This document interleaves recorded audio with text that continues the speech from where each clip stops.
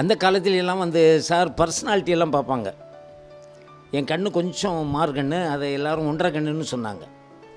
அதுவே எனக்கு ஒரு குத்தல். என்ன எல்லோரும் ஒன்றரை கண்ணுன்றாங்க. நாட்டில் சமுதாயத்தில் மக்களுக்கு அறிவே கிடையாதா?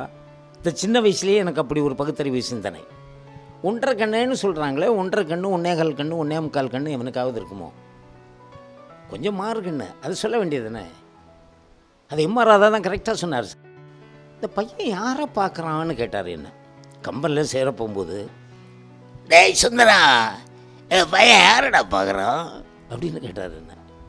இந்த சமுதாயத்தில் உள்ள அத்தனை பேரும் ஒன்றரை கண்ணேன்னு கேவலமாக பேசினாங்க. அவர் மட்டும் இந்த பையன் எங்கே பார்க்குறான், அவன் பார்வை உங்களை பார்த்தா இப்போ கொஞ்சம் அந்த பக்கம் யாரையோ பார்க்குற மாதிரி இருக்கும் இல்லையா, அதை கரெக்டாக சொன்னார் பகுத்தறிவு சிந்தனை உள்ள அந்த மனிதர். அதனால் எனக்கு நிறைய கம்பெனிகள் ஏறி இறங்கினே எனக்கு திரைப்படங்களே கிடைக்கல. ஏண்டா வடக்க பார்க்குற மாதிரி தெற்க பார்க்குற, எங்கேயோ பார்க்குற மாதிரி என்ன பார்க்குற, நீ நடிக்க வந்தியா, மூஞ்சி முறக்கட்டையும் பாருன்னாங்க. பொய் சொல்லாத படம் ஜெகநாதன் டைரக்டரு.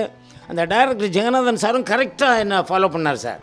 சார் இந்த பையன் பார்வை ஒரு விசித்திரமாக இல்லை, ஒரு க்ளோஸ்அப் ஒன்று எடுத்துக்கிறேன்னார். அப்புறம் அதை சிரித்தேன் இல்லையா, இதை இன்னொரு தரம் சிரிங்க, அதை கண்டினியூ பண்ணுங்க, நல்லா இருக்கே, இவர் நடிக்கிறத விட சிரிக்கிறது நல்லா இருக்குன்னாங்க எல்லோரும். அதே வாழ்க்கையில் பெரிய எனக்கு ஒரு ஆப்பர்ச்சுனிட்டியாக போய் பெரிய ஒரு பொக்கிஷமாக வந்தது இந்த சிரிப்பு ஒன்று, இந்த பார்வை ஒன்று.